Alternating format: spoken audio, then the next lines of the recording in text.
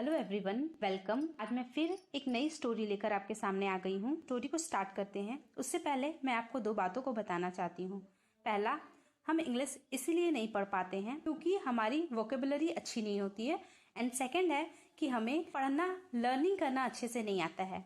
तो चलिए आज इस स्टोरी के थ्रू मैं आपको लर्निंग करना सिखाती हूँ। इस स्टोरी का टाइटल है sand and pebbles in jar. Sand का मतलब आप जानते ही होंगे कि बालू होता है।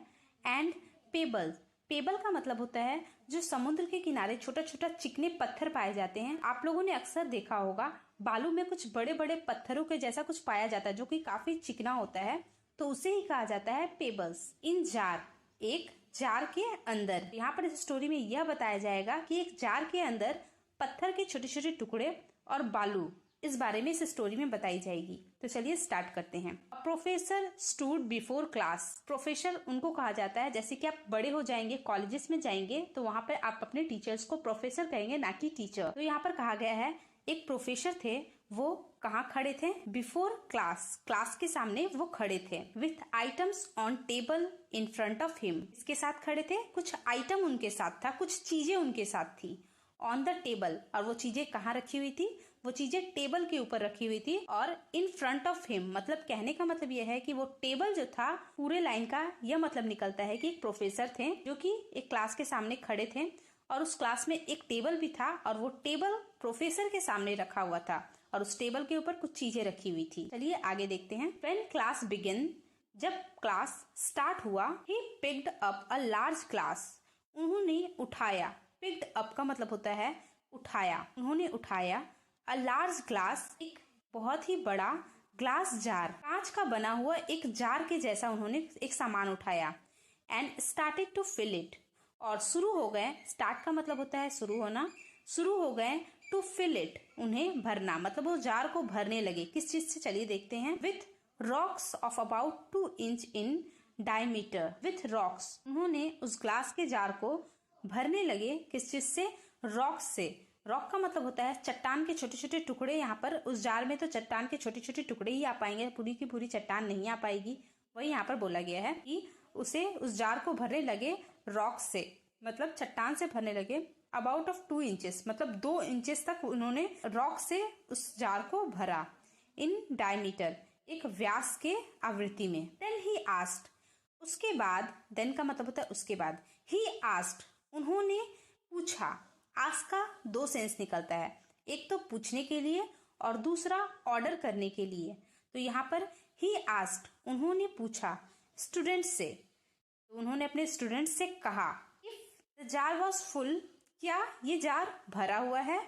ऐसा उन्होंने अपने स्टूडेंट से कहा। ऑल स्टूडेंट्स एग्री, सभी स्टूडेंट्स अपने प्रिंसिपल, अपने प्रोफेसर के बात से सहमत हुए कि हाँ ये जार भरा हुआ है। और उस जार में उन्होंने क्या रखा था? रॉक्स को डाल रखा था। चलिए आगे देखते हैं। Now the professor picked up a box of pebbles. Professor जो थे उन्होंने उठाया। पिकअप का मतलब होता है उठाना। A box of pebbles, pebbles का मतलब होता है कंकड़। उन्होंने अब कंकड़ के एक बॉक्स को उठाया। And pour them into the jar. Pour का मतलब होता है डुबाना। उन्होंने क्या किया? सारे कंकर्स को कहाँ डुबा दिया? एक जार में डुबा दिया। ही सुक द जार स्लाइटली। सेक का मतलब होता है हिलाना और सुक सेक का सेकेंड फॉर्म होता है जिसका मतलब होता है हिलाया। उन्होंने हिलाया द जार स्लाइटली, उस जार को थोड़ा सा हिलाया। उन्होंने सबसे पहले क्या किया? एक जार लिया, उसमें पेबल्स को डाला और उन्हें हिलाया। So the pebbles rock into the empty area. तो क्या हुआ? वो जो पेबल्स, जो छोटे छोटे कंकड़ थे, वो जाकर इकट्ठा हो गए। कहाँ पर? जहां पर भी स्थान खाली था वहां पर वो छोटे छोटे कंकड़ जाकर जमा हो गए। मान लीजिए यहाँ पर एक ग्लास का जार है, उन्होंने सबसे पहले वहां पर रॉक्स को डाला था। उसके बाद उन्होंने पेबल्स को, छोटे छोटे कचड़ों को डाला, जो कि इनके बीच में जहां भी जगह खाली था वहां पर आकर छोटे छोटे कंकड़ आकर जमा हो गए। बिटवीन द रॉक्स, कहाँ पर? ये जो रॉक्स है उनके बीच में जाकर ये छोटे छोटे पेबल्स जाकर जमा हो गए। जहां पर भी उनको स्थान मिला वहां पर जाकर वो खड़े हो गए। अगेन ही आस्क्ड, फिर से उन्होंने पूछा। अगेन का मतलब होता है फिर से। ही आस्क्ड मतलब उन्होंने कहा या फिर उन्होंने पूछा। If the jar was full, क्या ये जार भरा हुआ है? ऐसा उन्होंने फिर से पूछा। Again all students agree it was. Again, again का मतलब फिर से। ऑल स्टूडेंट्स, सभी विद्यार्थी, अग्री मतलब सहमत हो गए, इट वॉज कि हाँ ये जार भरा हुआ है। The professor now picked up a box filled with, अब प्रोफेसर ने क्या किया, पिक्ड अप उठाया, अ बॉक्स फिल्ड विथ एक ऐसा बॉक्स जो कि भरा हुआ था, द सैंड बालू से भरा हुआ था। और उन्होंने उसके बाद क्या किया, fill the remaining open area in the jar. उसके बाद सबसे पहले तो उन्होंने क्या किया था, रॉक्स को डाला था, बड़े बड़े रॉक्स को डाला था। उसके बाद उन्होंने पेबल्स को डाला। उसके बाद उन्होंने सबसे पहले उन्होंने क्या किया, रॉक्स को डाला। उसके बाद फिर उन्होंने पेबल्स को डाला, जो कि छोटे छोटे खाली जगह जहाँ पे थे वहां पर जाकर वो कंकड़ जमा हो गए। लास्ट में उन्होंने क्या किया कि लास्ट में उन्होंने सैंड्स को डाला, जो कि बहुत छोटे हैं, जिन्हें कहीं भी जगह मिलेगी तो वो एडजस्ट हो जाएंगे। तो इसलिए उन्होंने लास्ट में बालू को डाला और वो बालू जाकर इधर उधर जहां भी उन्हें जगह मिला वो वहां जाकर एडजस्ट हो गए। वंस अगेन, एक बार फिर से, ही आस्क्ड टू स्टूडेंट्स, उन्होंने फिर अपने स्टूडेंट से पूछा, if the jar was full, क्या ये जार भरा हुआ है। स्टूडेंट्स रिस्पॉन्ड विथ यस, सारे स्टूडेंट्स ने, रिस्पॉन्ड का मतलब होता है प्रतिक्रिया दिया, सारे स्टूडेंट्स ने प्रतिक्रिया दिया यस कि हाँ ये जार भरा हुआ है। प्रोफेसर सेड, उसके बाद प्रोफेसर बोलते हैं, सेड का मतलब होता है कहा, प्रोफेसर ने कहा, नाउ अब, it was not all of you to recognise this jar as representation of your life. Now it was all of you to recognise this jar as representation of your life. याद रखे कि ये jar present करता है, प्रतिनिधित्व करता है, कि तुम्हारे लाइफ को भी ये प्रतिनिधित्व करता है। ऐसा कहते हुए वो ये कहना चाहते हैं, चलिए हम देखते हैं क्या कहना चाहते हैं। Rocks here present the important things, यहाँ पर जो रॉक्स है मतलब सबसे पहले जो उन्होंने डाला था वो क्या प्रेजेंट करता है, इम्पोर्टेंट थिंग्स मतलब महत्वपूर्ण चीजें जो है, लाइक योर, इसकी तरह family, friends, health and children. जो रॉक्स है वो प्रेजेंट करता है फैमिली को, दोस्तों को, आपके स्वास्थ्य को और बच्चों को प्रेजेंट करता है, इसीलिए वो रॉक्स की तरह हैं। If everything else was lost, jar will still remaining full.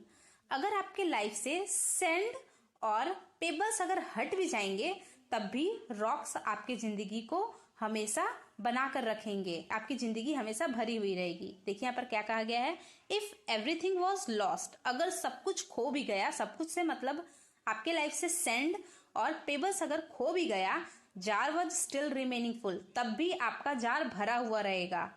तो यहाँ पर उन्होंने रॉक से हमारे परिवार को, दोस्तों को, स्वास्थ्य को और बच्चों को बताया था। तो वही बोलना चाहते हैं कि अगर आपके लाइफ में परिवार, दोस्त, आपका स्वास्थ्य और बच्चे अच्छे हैं तब भी आपका जिंदगी बहुत अच्छा है। पेबल्स आर अदर थिंग्स, वो जो पेबल्स थे, कंकड़ थे छोटे छोटे, वो क्या है, अदर, वो दूसरी चीजें हैं। That matters like your job, और वो किस चीज को रिप्रेजेंट करते हैं, आपके जॉब को, कार को और हाउस को। मतलब सबसे ज्यादा इंपॉर्टेंट है आपके फैमिली फ्रेंड, उसके बाद आ जाता है आपका जॉब, कार और हाउस, इस तरह की चीजें। Lastly and sand represent all other small stuff in life, और जो वो बालू है वो रिप्रेजेंट करता है और दूसरी चीजें जो कि हमारे लाइफ में जरूरी है, जैसे कि घूमना, इधर उधर जाना, दोस्तों के साथ खेलना, और जो अदर थिंग्स हो गई वो हमारी बालू हो जाती है।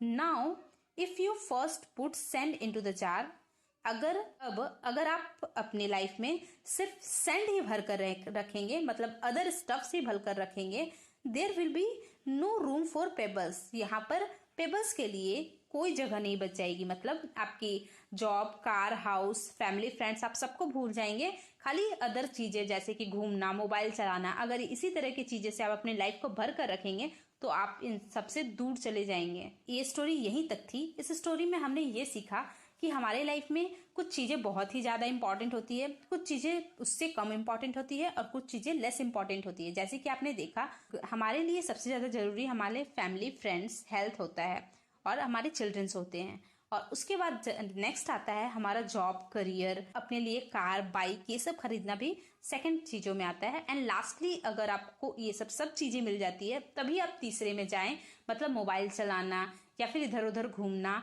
ये सब भी चीजें इंपॉर्टेंट है, बट अगर आप पहले दो कंडीशन को फुलफिल कर लेते तब आप तीसरे में जाए। सिर्फ तीसरी ही चीजों से पहले और दूसरे चीजों को इग्नोर ना करें। इस स्टोरी का यही मोरल है, give important two things that really matter. आप इम्पोर्टेंस, महत्व उस चीजों को दीजिए, थिंग्स का मतलब होता है चीजों को, दैट रियली मैटर्स, जो हमारे लाइफ में बहुत ही ज्यादा मैटर करते हैं, महत्वपूर्ण होते हैं, जिनका होना बहुत ज्यादा जरूरी है, आप उसे ज्यादा महत्व दीजिए। सेट प्रायोरिटीज, अपने प्रायोरिटी को सेट कीजिए कि आपके लाइफ में सबसे ज्यादा इंपॉर्टेंट क्या है, उस चीज को सबसे ज्यादा टाइम दीजिए, उससे कम जो इंपॉर्टेंट है उससे थोड़ा टाइम कम दीजिए, लास्टली जो बहुत ही कम इंपॉर्टेंट है उसे सबसे कम टाइम दीजिए। रेस्ट इज जस्ट सेंड, और जो बचे हुए काम हैं जैसे कि मोबाइल चलाना, इधर उधर टाइम पास करना, ये सब जस्ट लाइक सेंड है, इनकी उतनी इंपॉर्टेंस नहीं है। तो अपने लाइफ में सबसे पहले अपने फैमिली करियर को देखिए, उसके बाद अदर थिंग्स को देखिए। तो अगर आपको ये स्टोरी अच्छी लगी हो तो प्लीज गाइस वीडियो को लाइक करें, चैनल को सब्सक्राइब करें। तब तक के लिए कीप लर्निंग।